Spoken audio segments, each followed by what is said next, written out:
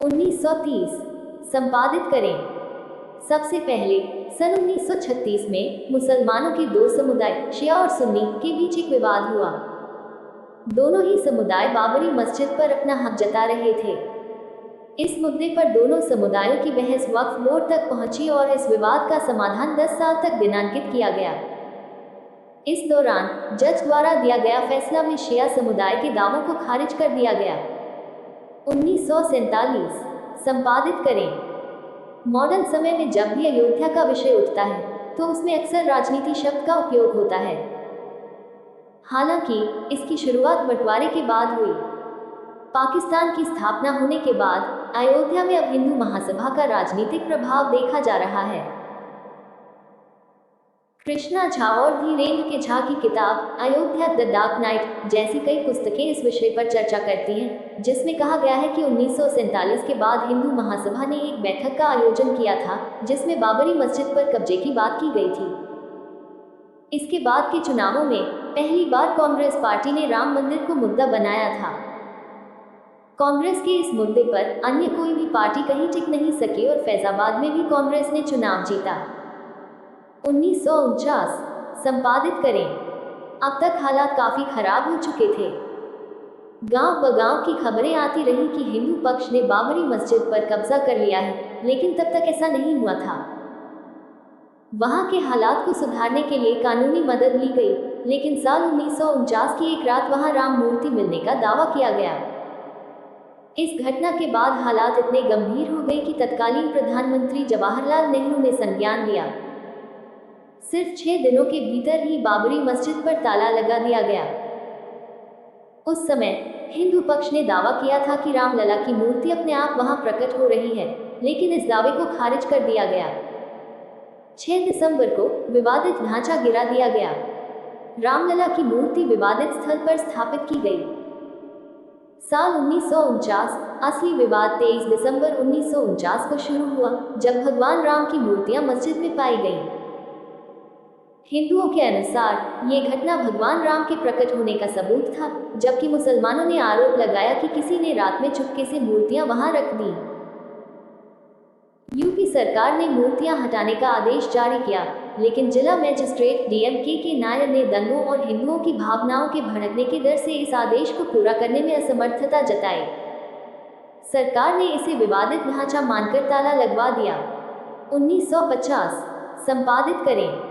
उत्तर प्रदेश सरकार ने विवादित स्थल को सील कर दिया।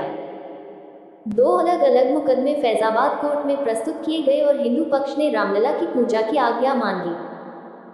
हालांकि कोर्ट ने इसकी अनुमति दे दी, लेकिन अंदरूनी गेट को बंद रखा गया।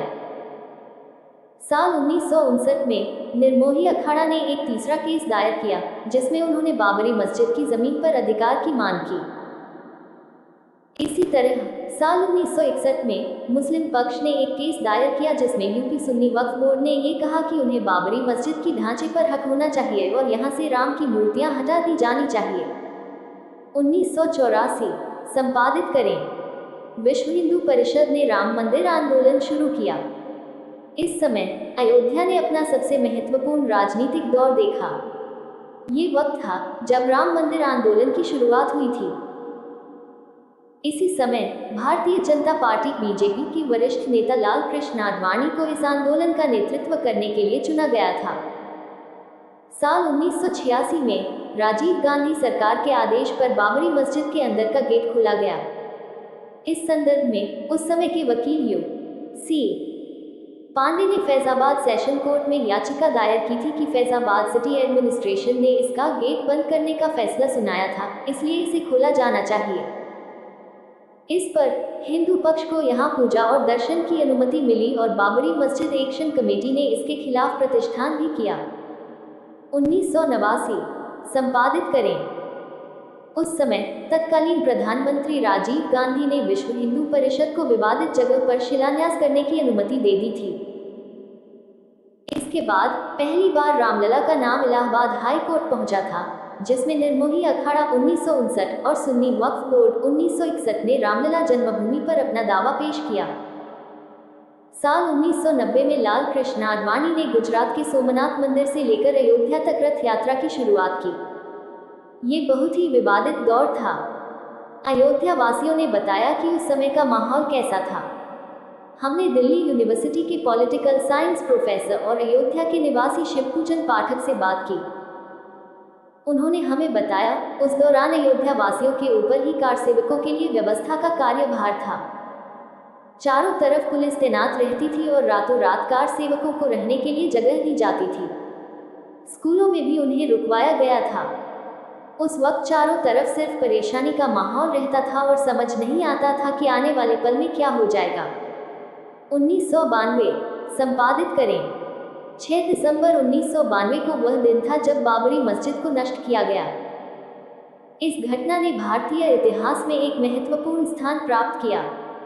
इसी दिन कार सेवकों ने अस्थायी मंदिर की स्थापना भी की। मस्जिद की विध्वंस के 10 दिनों बाद प्रधानमंत्री ने retired high court justice S Liberhan के साथ एक कमेटी बनाई, जिसका कार्य मस्जिद की क्षति और सांप्रदायिक दंगों के संदर्भ में रिपोर्ट तैयार करना था। जनवरी 1993 में आगत अयोध्या की जमीन को नरसिम्हा राव की सरकार ने अधिग्रहण किया और 67.7 एकड़ जमीन को केंद्र सरकार की स्वामित्व में कर दिया गया।